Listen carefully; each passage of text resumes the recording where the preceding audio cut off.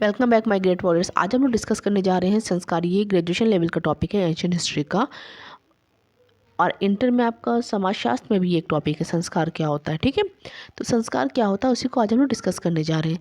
संस्कार का साधारणतः अर्थ शुद्धि अथवा स्वच्छता से है। ठीक है, स्वच्छता से है।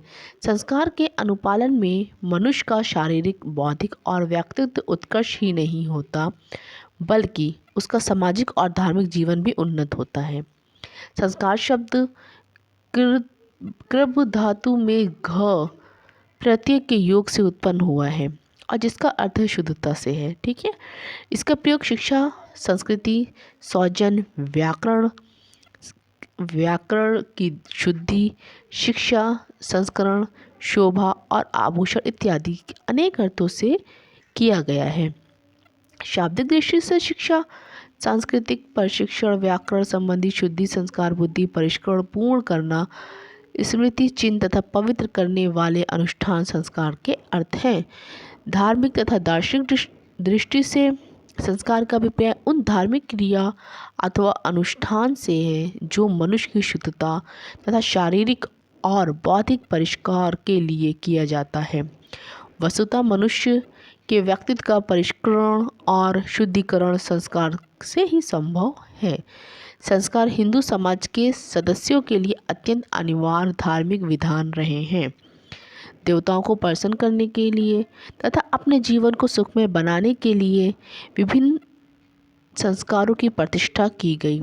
इस प्रकार व्यक्ति को पवित्र बनाने वाले विभिन्न अनुष्ठानों तथा प्रतीकात्मक क्रियाकलापों को संस्कार कहा जा सकता है। संस्कार का अर्थ हम लोग ने देख लिया। अब संस्कार के प्रमुख उपदेश भी हम लोग देख लेते हैं।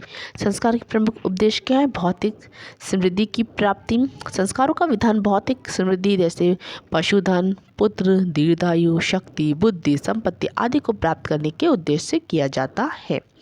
सेकंड पॉइंट है भावनाओं की अभिव्यक्ति। संस्कारों के माध्यम से मनुष्य अपने हर्ष एवं दुख की भावनाओं को प्रकट करता है।